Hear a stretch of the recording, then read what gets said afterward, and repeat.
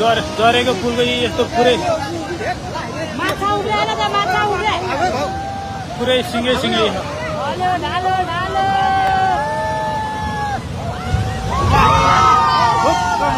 हेरेको पनि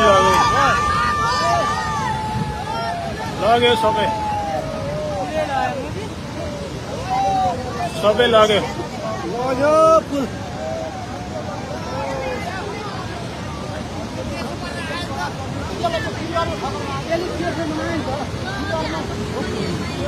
झरेको पुल आएर हानेर यहाँको पनि लग्यो